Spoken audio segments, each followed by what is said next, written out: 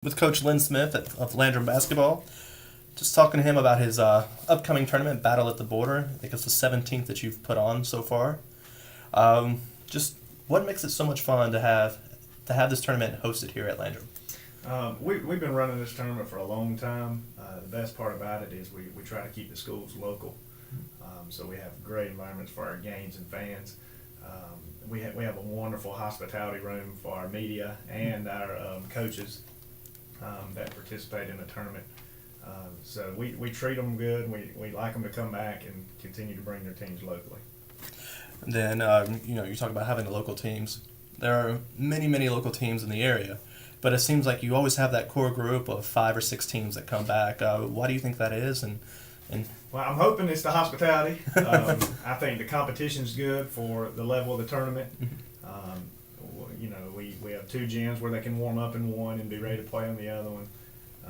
Nice facilities here at Landrum, and just a well-run tournament where games are usually on time. Playing 8 games a day, one game goes overtime, it could be tough, but we usually keep them running on time, and it's just a great small environment for a good tournament.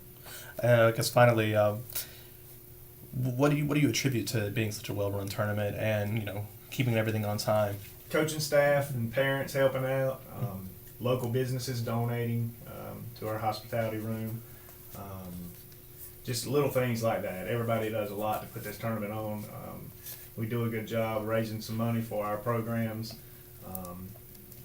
So a lot of hard work from everybody, and it turns out to be a great tournament year in, year out. For the first matchup in the boys bracket, we have Chapman versus Powdersville. What are you looking forward to in that matchup? That should be an interesting matchup. It's a game with 2 opposite styles. Chapman is a guard-dominant team who loves to full-court press and shoot the threes.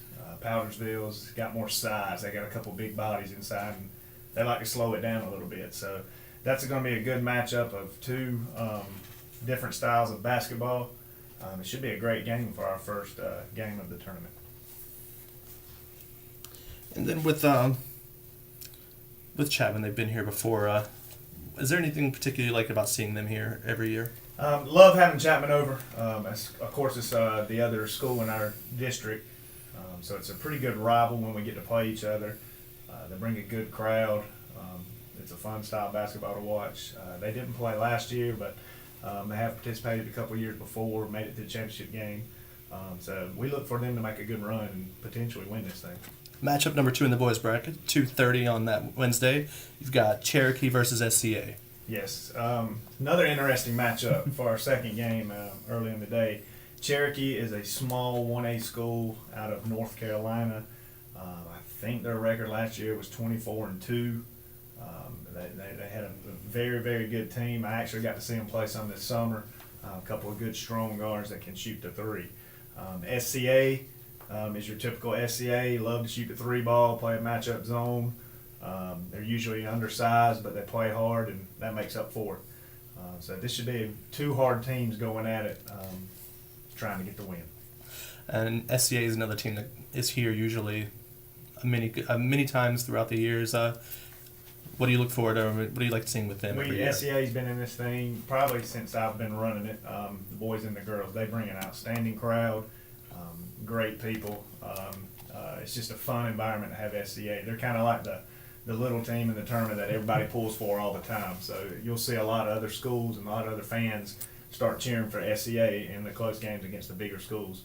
So we're very excited to have them back, and we actually love having SCA here. Third game, the 7 p.m. game, is Brasher and Blue Ridge.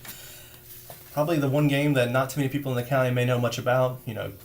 Only game on the schedule that doesn't have a county team in it. Right. Brasher's a smaller school based out of Greenville, and Blue Ridge is just right up the road. I think they're 4A this year. It's another intriguing matchup, first round matchup with 2 similar teams. Like to shoot the 3 ball, real scrappy. So this should be a very interesting game as well. Having Blue Ridge in the tournament is great because it's right down the road, and it'll also generate some local fans as well. And we have their boys and girls of both Brasher and Blue Ridge. So the final matchup of day 1 is your Landrum Cardinals and High Point. Just tell me a little bit about that matchup and what you expect to see out of it. Don't know much about High Point at this point. High Point at this point. I know they're a newer school, 1A school in Spartanburg. Their boys and girls are both coming to the tournament. So we're looking forward to having both of them play the nightcap games against the Cardinals. At this point, I really don't know much about High Point except for we're just happy to have them. And our team's real young this year. We got 2 players that have played a couple of years. The rest are pretty much JV guys that have been pulled up, which they had an outstanding year last year, going 17-1. So this early in the season, it's kind of hard to tell you a little bit about this matchup. Maybe in a few weeks. All right, so we start the tournament with game 1 in the girls' bracket, Blue Ridge and Bowling Springs. Just tell me a little bit about how you know that matchup and having them here. This one, now we had both of these teams last year. They came back this year. Bowling Springs was real young last year. They got some very good players, and I know they return a lot. So it should be an interesting matchup. Blue Ridge has a new coach. We're not quite sure what the style of play they're going to have yet. And I think they graduated a couple of seniors. So this should be an intriguing matchup to catch early in the morning at 10 a.m. Bowling Springs probably should be the favorite in it, so it's going to be interesting, though. All right, the second game of the day is Cherokee versus Spartanburg Day. They had a good tournament run last year, finishing 3rd. About that, tell us about that matchup. I do know that Spartanburg Day. I think they graduated a couple of key players. We did get to see them in a scrimmage, so they're a scrappy group and they play real hard. Cherokee, Chris Metz is the coach. He's the one that signed up the boys and the girls to play in our tournament. He does an outstanding job. He's got a couple of solid players, and they're going to be ready to play. Should be a good matchup. But Cherokee's going to be pretty strong, and we'll have to see if Spartanburg Day has enough to overcome it. 4 o'clock game on day 1 is the 3rd game in the girls' bracket, Brasher versus SCA. SCA is in here, like we said earlier, all the time. Just tell me what you'd like to see in that game. It's similar to the guys. SCA's girls are very fun to watch, usually fundamentally sound, well coached. It's a smaller school environment, and Brasher's a smaller school environment too. So this might be the best matchup of the day as far as competition. And both teams will bring a good crowd. It should be a very interesting game. SCA was the state champion in the 2A girls last year. Didn't graduate. How do you think they do, or what do you look to see for them in this whole tournament? I look for them to make a run at it.